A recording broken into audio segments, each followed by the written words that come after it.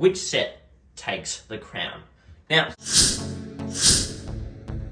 hey guys, this is JP's LEGO Reviews. Today I'm going to compare the LEGO Star Wars UCS in quotes Tantive 4 or Rebel Blockade Runner set number 75244 to the LEGO Star Wars UCS Y-Wing set number 75181. I'm going to compare today the displayability, the realism, the value proposition, the building experience, and the minifigure selection of these two LEGO sets. So let's break it down. When it comes to the displayability of these two LEGO sets right here, the most displayable set out of these two is the Y-Wing, and this is for two reasons. Firstly, the Y-Wing is made specifically for displaying, and it's a very great set to display with a lot of interesting details, as well as it being on a stand, which makes it more displayable.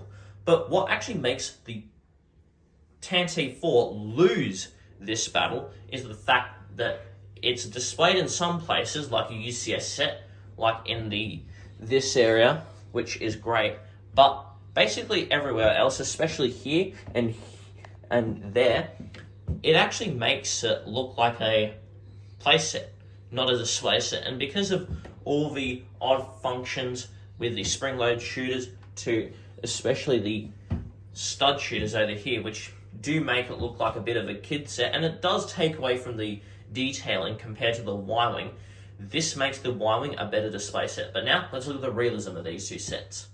Now, when it comes to the realism of these two sets, which LEGO set is more realistic? Well, again, it comes down to detail, and I'm going to have to give it to the UCS Y-Wing. The reason why the UCS Y-Wing is a more detailed and a more realistic LEGO set is because of the details.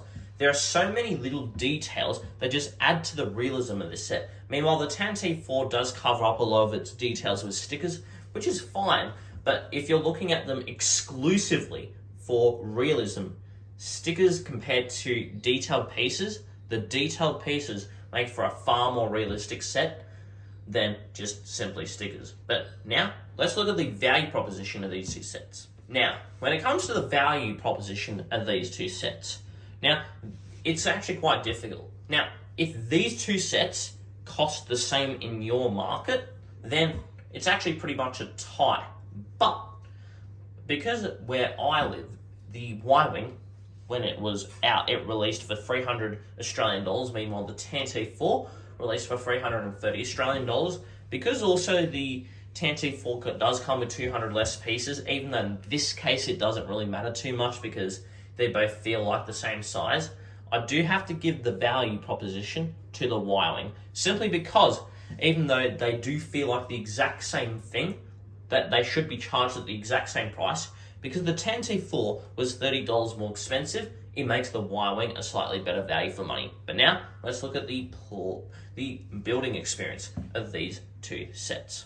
Now, when it comes to the building experience of these two sets, well, I have to say, it's relatively equal, but again, it does slightly go to the Y-Wing, simply because you're making so many intricate details.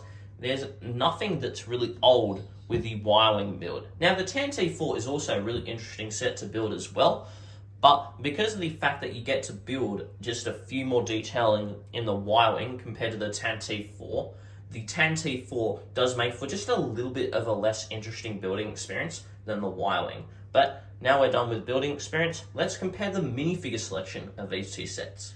Now, when it comes to the minifigure selection, this has to be probably the easiest category of them all.